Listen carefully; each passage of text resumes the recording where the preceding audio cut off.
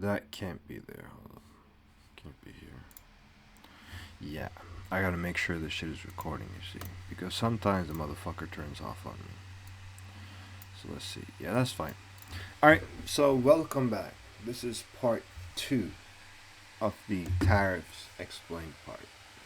If you haven't watched the previous video, which was part 1, then you won't get the full context on this one, which is the application part. The first one was explanation, and now we're going to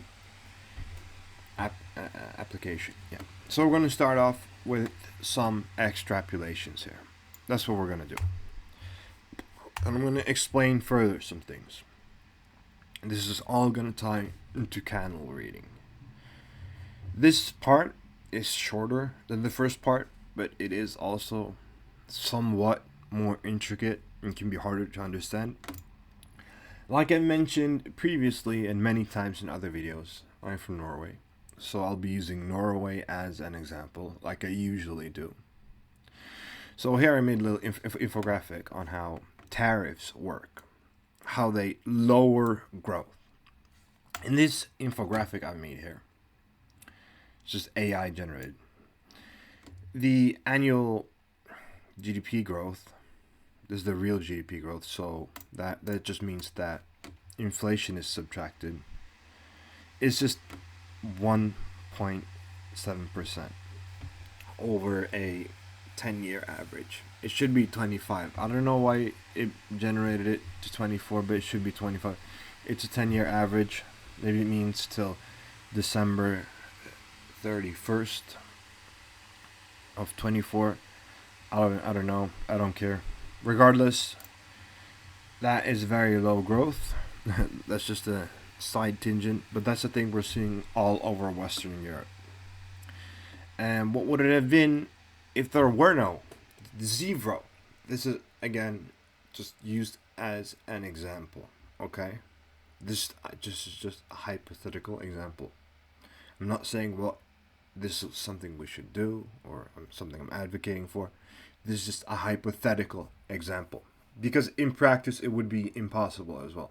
So what if we had 0% tariffs on everything and removed all trade barriers, including non-tariff related ones? What would GDP growth be at then?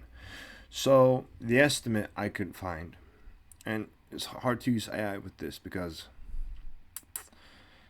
it is not very accurate and it kind of plugs what you want. So I had to do a little bit of research for you guys, and it's about 0.35% higher, which is quite a lot. So we'd see 2.05% growth per year, and that's quite a lot. So we're seeing lowered growth to some extent when tariffs are put in place. So now Trump, this is the headline risk we often look at.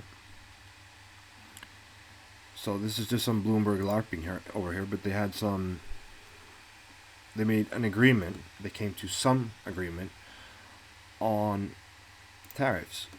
And what do we see? We see havens like gold, for example. We had a nice successful trade there. That was one of my potentials. This one also hit, but I'll be going through the trades and all that in another video later on, explaining them. And most likely, I haven't even looked at SPY. SPY is going to go up. Yeah, SPY gapped up quite a bit because of that. Quite a bit, actually. So, and SPY is just, in essence, the economy. If SPY crashes, so would the economy. Just try to think of it in simple terms. Just don't try to elaborate too much in your mind and intricate and messy the whole thing. Okay?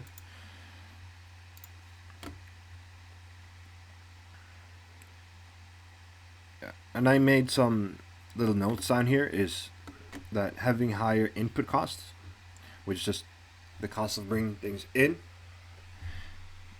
lowers competitiveness because it's more expensive to buy products that we import, right? And that leads to lower export growth as well. So we might have, with no tariffs, we might have I'm not saying it's going to balance some kind of trade deficit. That's not how it works. That's important as well in regards to the currency. It might weaken our currency because, for example, imports might increase by 100%. They might double, right? And exports might only go up by 10%. So if you look at the trade balance, it looks like exports went down now, but in reality, they actually went up quite a bit. Again, that's just an example. I made some notes here as well. Reduced imports, that's just lower investment, and it fucked it up here. So obvious. And service inefficiencies and slow productivity. Productivity is something I talked about in the last video. Here.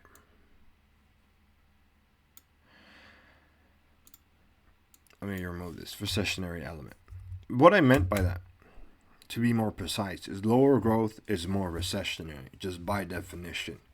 Because at 1.7%, we're already closer to a recession than at 2.05.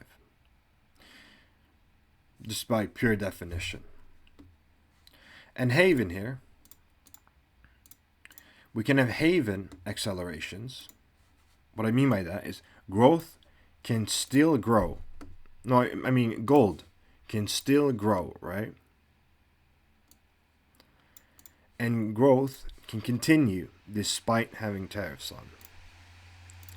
So these can go in tandem as well. These are not perfect correlations. You can create an economy that feels less safe, more breakoutish economy that we're in right now. But it is still growing, but so are havens, like gold. And it's been skyrocketing.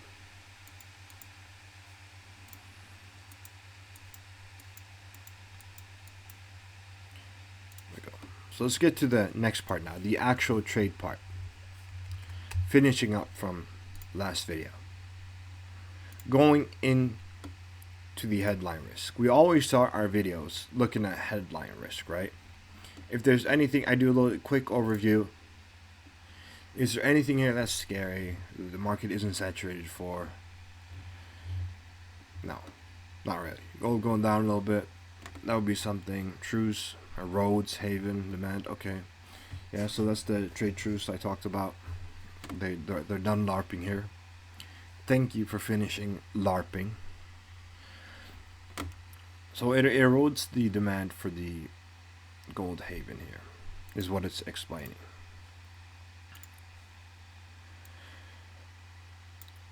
So wait, hold on. Let me just this a little bit.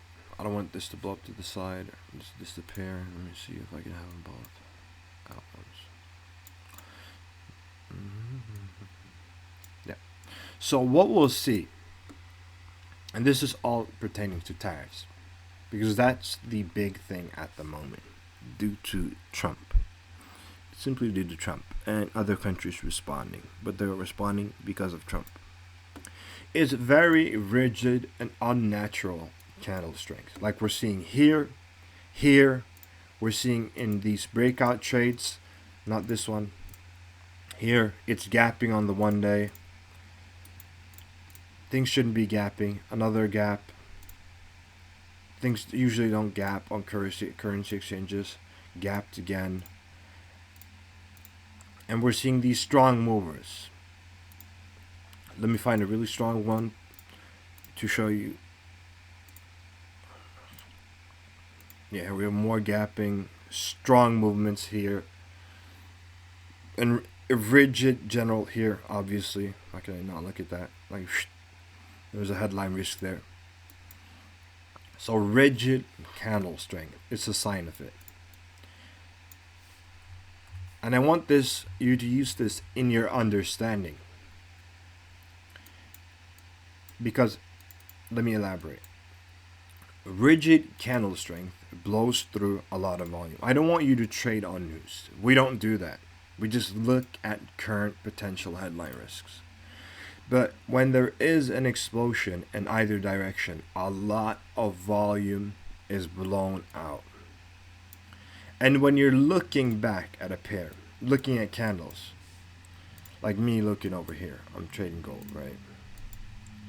I'm seeing something, gold smash down here. Okay, there was something going on. And then again, this one I entered on the 8 hour, I believe. Yeah, this was the 8 hour entry. Another smash down due to tariffs. But when you're reading it in the future, you also need to have the ability to read for offsets like these, discrepancies, huge momentums, which often, I'm going to mention right afterwards, leads to congestion. I talked about congestion a lot when making SR areas. Yeah, let's get rid of all of this shit. It leads to congestion because it has no new levels now that there has been strong movement that has blown out previous heavy levels. Like we see here, some congestion, consolidation, and shooting to a new area. We can see the same here. A shot down with a huge one candle move here and congestion. If you go on a low enough time frame, it will start ranging more and more and more.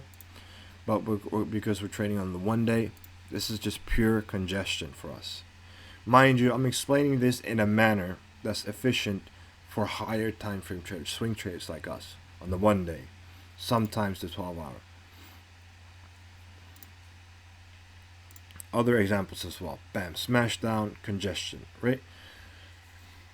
So these are all things that I take into consideration when I look at all these trades and these trade potentials that we have. For example, here, let me show you how I think. So here we had big movers, right? Because I kind of look through the whole time frame. I don't look at too much time, but I quickly look through this. It's a habit now, but I can see that there's been some big movement in the past, more or less congestion, non-tradable range, a non-tradable range for a while over there, and then it started moving again, gapping strongly, breaking down. This I believe we traded as well. This was a very strong upward movement, taking out a lot of volume alone. And then a new reversal. So what I just explained is that for me, all of this makes sense. It all ties together. I hope that makes sense to you watching as well. I'm going to try my best to make it as understandable for you as well.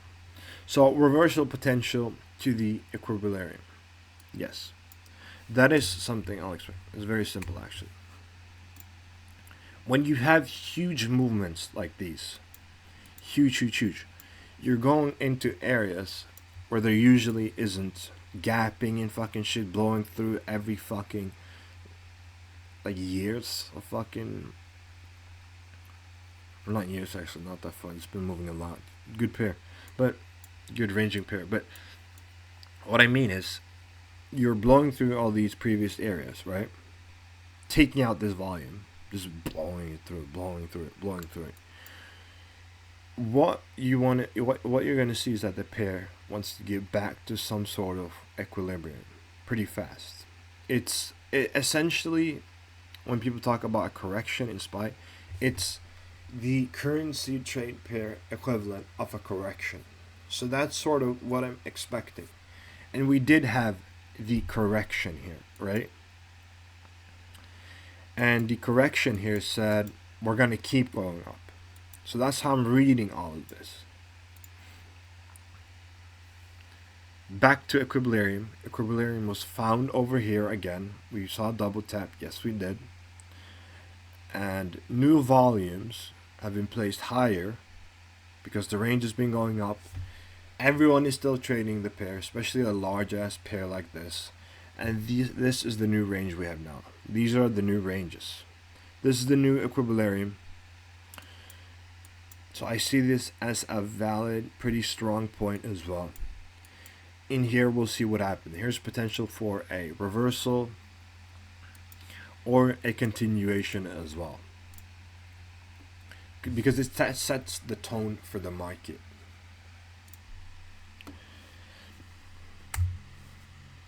Yeah, so that gives you the expansion of trading, candle reading, all of it. It gives you an expansion of hopefully what you can understand. Let me try to give examples with another pair as well. One that looks completely fucking messy. And yeah, so this one is sort of in the reverse. Here we've had strong movers, congestion periods, and it's going through the 200 MA, which is I use as an SR area, as you know, up, recalibrating, correcting, going into a downtrend. It's hard to range. Now it's gapping after congestion. It becomes a very hard trade to see, to get a range out of, to trade, to have direction with, or anything. So this is just something I'll pass right through. Boom, boom, boom, boom, boom. And I want to preface something. When I'm doing TA took quite a while to learn. Let's look at the dollar index as well. Probably pretty stagnant. Yeah, we're gonna look at that though. I'm gonna release 2 videos today because I'm gonna go through this, finish up the setups, and I'll do partial SR redraw. A gapping here as well leads me to absolutely nothing. Now there's no equilibrium. Right after congesting as well. This is not something I'd be interested in. I don't know where the new range is, where the new set range is. But we can trade off the reactions we see on headline risks. Or, of course, avoid it. Both of those are possible. And we're going to talk about it when I upload my next video. I hope this was helpful. This is more intricate. It takes less time to explain. But TA reading is very vast. It's very expansive. It encompasses the entire strat because it's a pure price action strategy. And that's all I've got for now. I got to get to the pairs and the partial redraw. And I'll see you. Thank you for watching. Bye-bye. Oh yeah, I forgot to say that my usual ending. What was it? Yeah, if you have got any questions, you can leave a comment on YouTube. I always answer those. My Discord will be linked in the description, and I think I'll link the first video as well. This one will be easier to understand if you watched the first one. Regardless, you can also join the Discord. You can hop in. It's trading talk. My videos are posted there. There are some beginner guides. A little beginner checklist. Am I emotionally invested into this trade? You shouldn't be. Have I redrawn SR errors this week? Do I have enclosed indecision count? This is for classic reversal. Yeah. Nice. Yeah. So thank you for watching. And I'll see you. Bye bye.